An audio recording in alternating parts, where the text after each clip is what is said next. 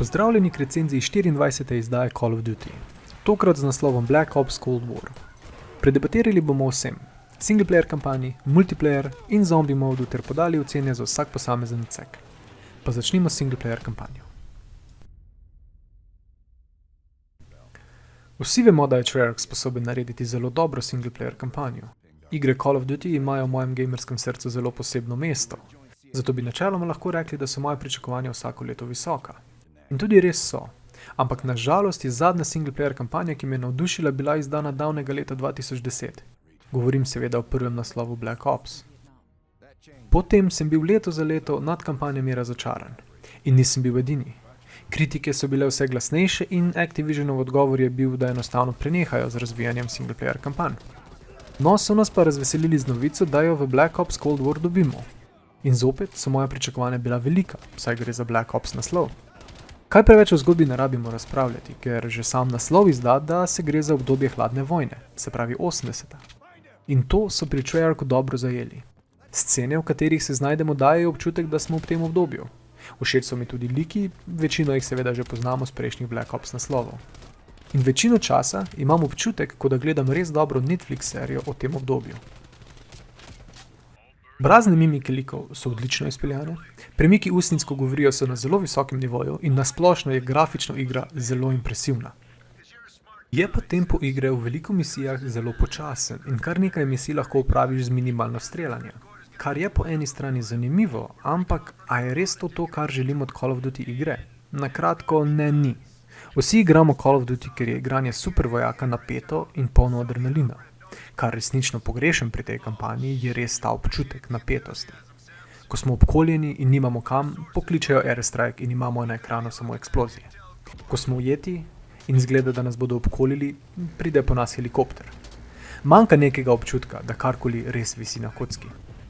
Je nekaj misij, kjer je resnično napeto ozračje in sem bil na robu sedeža med igranjem, ampak za visoko oceno je bilo tega premalo. Call of Duty igre so v meni skozi veliko naslovov vzbudile občutke prave borbenosti, da se res borim za nek cilj. Moja prva izkušnja first person shooterja je bila Call of Duty 2. Naj vam povem, še zdaj jo grem na vsake toliko časa igrati, ker so določene misije enostavno tako dobre. Igra ne potrebuje ogromnih eksplozij, ki bi nadomeščale smisel nevarnosti. In tudi drugi naslovi, Call of Duty 4 zatem je odlično peljal linijo med tem, da igramo med stealthy operativcem in super vojakom. Da ne omenjam, kako je Black Ops zgodba bila odlično speljana. Še zdaj se spomnim misije pobega iz zapora. Potem, ko sem preigral tole kampanjo, mislite, da se bom česa spomnil čez leto ali dve? Iskreno ne. Šlo bo v pozabo, kot večina zadnjih naslovov Call of Duty, ker to tudi želijo. Želijo, da čim prej pozabiš zadnjega in kupiš novega. Singleplayer kampanja je cinematično na višjem nivoju kot njeni predhodniki, ker imam občutek, kot da gledam serijo ali dober film. Ampak dejstvo je, da ni to edini občutek, ki ga želim imeti, kaj šele glavni. Premalo je akcije, da bi si singleplayer kampanja prislužila višjo oceno. Ne glede na vse, je pa dovolj vrhuncev, da si singleplayer kampanja zasluži oceno 7 od 10. Ampak mogoče se pa v multiplayerju skriva nekaj, kar me bo prepričalo, da je to eden izmed boljših Call of Dutyjev. Call of Duty spada v žanr arkadnih šuterjev in Cold War služi kot učbeniški primer arkadnega šuterja. Hiter tempo, hitro gibanje, orožje znotraj ene kategorije so vsa v veliki meri ista. S tem mislim, da so vse assault rifle približno enake, SMG približno enaki in imamo sistem napredovanja skozi renke oziroma levele, kjer odklepamo dodatna orožja in potem znotraj tega še renke samih pištol, kjer odklepamo nastavke za te pištole. To je sedaj že ustaljen sistem, s katerim sicer nimam problemov, daje nek smisel, da poleg tega, da se izboljšujemo s tem, ko igramo, tudi odklepamo nagrade in smo za naš čas nagrajeni. V singleplayer kampanji nisem govoril o gunplayu, ker je bolj to tema za multiplayer.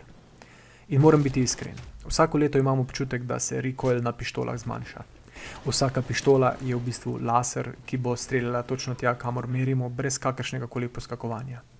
To je sicer za igranje na konzoli, kjer recoil teže kontroliramo, odlično, ker zmanjša težavnost, ampak po mojem mnenju zmanjša tudi vrednost igre. Ampak okej, gunplay je takšen zato, ker so ciljna publika Activisiona igralci konzol. Se pravi, razumem njihov namen za tem in če sem iskren, je igra še vedno zabavna. Če potrebujete zadoščeno dnevno dozo adrenalina, vas bo ura multiplayerja nasitila. Kjer pa igra mene najbolj razočara, je v dizajnu multiplayer map. Težava je v tem, da imamo na voljo ogromno enih načinov igranja, Team Deathmatch, Search and Destroy, VIP Escort in še mnogo drugih. In ker imamo toliko načinov, je težko skreirati mape, ki bodo ustrezale vsem načinom. Pričakoval sem pa, da se bodo vsaj potrudili. V zadnjih 10 letih lahko mirno rečem, da so to mape, ki so bile ustvarjene z najmanj navdiha in kreativnosti. Niso vse slabe, Satellite, Moscow in Checkmate sem z veseljem igral, medtem ko drugih 9 smo se, če je le bilo možno, izogibali. Nasplošno je izkušnja v veliki meri ista, kot vse ostale od leta 2010 naprej. Zelo malo inovacije in napredka v sistemu, ki je ustvarjen za igralce konzol in neosebnih računalnikov. Mogoče kar moram omeniti je, da odkar sem dokončal snemanjem recenzije, se tudi nisem vrnil k igranju. Call of Duty mi ne ponuja istega občutka dosežka s tem, ko sem v zmagovalni ekipi ali na vrhu lestvice, kot mi ga je 10 do 15 let nazaj. Zdaj veliko iger ima ponavljajoči se gameplay, kjer cilji igre in stil igre ostajata ista vsakič, ko se podamo v boj. Ampak pri Call of Dutyju se ta gameplay pojavlja že 12 let. In vsako leto nam za to računajo 60 €. Iz vseh naštetih razlogov, multiplayerju, višje ocene kot 610 žal ne morem podati. Pojdimo zdaj še na zombije. Za mnoge je zombie mod edini razlog, zakaj sploh kupijo Black Ops naslove. Za razliko od multiplayerja, zombiji progresivno ponujajo težji izziv, dlje kot igra gre. S tem, ko ubijamo zombije, prejemamo denar in izboljšujemo orožja, da se lahko spopademo z močnejšimi in v večjem številu. Zombiji ponujajo zahteven način igranja, kjer je za izvrstne rezultate potrebna koordinacija med soigralci. Tega nažalost ne morem reči za multiplayer. Zombiji tu služijo seveda kot dodatek in ne glavni fokus, ne glede na to, da veliko ljudi sploh kupi nov Call of Duty samo zaradi njega. Bi pa lagal, če bi rekel, da se nisem v igranju zombijev zabaval vsaj toliko, če ne celo malce več kot pri igranju standardnih načinov. Zato zombie modu dajem oceno tudi 7 od 10. Black Ops Cold War nudi zelo malo inovacij in vznemirjenja v primerjavi z najboljšimi Call of Duty igrami. Igro bi bolje sprejel, če bi bil to DLC vreden 20 €, ne pa svoj naslov. Je pa vseeno daleč od tega, da bi bil najslabši Call of Duty. Spada nekje v sredino, kar pomeni, da bo šel v pozabo takoj, ko bo prišel napovednik za nov izid.